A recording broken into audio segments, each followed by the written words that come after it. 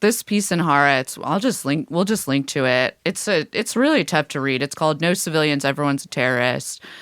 And I mean, I don't know how much to read from this, but I'm just going to read some of it. Of 200 bodies, only 10 were confirmed as Hamas members. IDF soldiers who served in Gaza tell Haaretz that anyone who crosses an imaginary line in the contested Netzarim corridor is shot to death, with every Palestinian casualty counting as a terrorist, even if they were just a child. So I think something that this article really reminded me of is Vietnam. Right? Yes, I was just thinking of that. A country where the American war machine was unleashed in a very, very similar way, where it's like rape, murder, kill. Like that is your job. Yes. And it is just so similar to, like, especially the inflated counts there, right? I mean, that was one of those famous things of the Vietnam War, is that, like, American soldiers would just go in, mow down like a fucking family of 20, every fucking from the great grandma to the little baby, and be like, yeah, they were VC or whatever. The Netzarim corridor, a 7-kilometer wide strip of land, stretches from near Kibbutz Be'eri to the Mediterranean coast. The IDF has emptied this area of Palestinian residents and demolished their homes to construct military roads and military positions.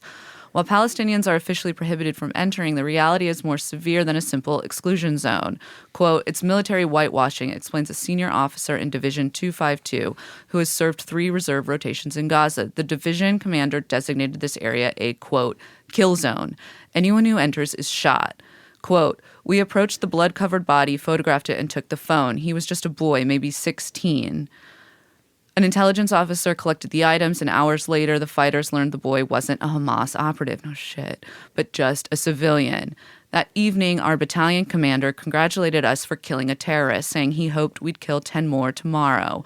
When someone pointed out he was unarmed and looked like a civilian, everyone shouted him down. The commander said, anyone crossing the line is a terrorist, no exceptions, no civilians, everyone's a terrorist. I just want to say, I encourage you to read this. It's tough, but this is actual reporting about what's going on.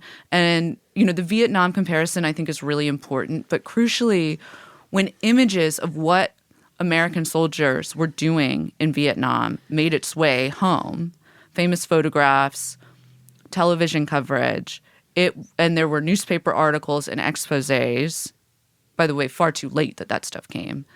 I mean, it horrified a lot of viewers at home, right? And a lot of Americans at home.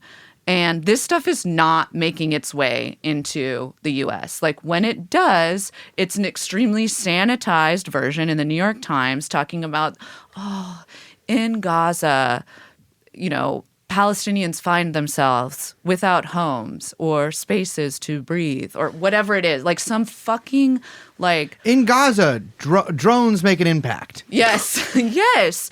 And or some like, we're just throwing our hands up because isn't it so terrible that there's just nothing to be done about the situation and nothing can be done for those poor Palestinians in Gaza, but it just is what it is. It's complicated. It's not. It's just so not, and I'm tired of talking about it, but like so much, and I'm sorry. Like, no, I'm not sorry. Fuck that. I'm not sorry.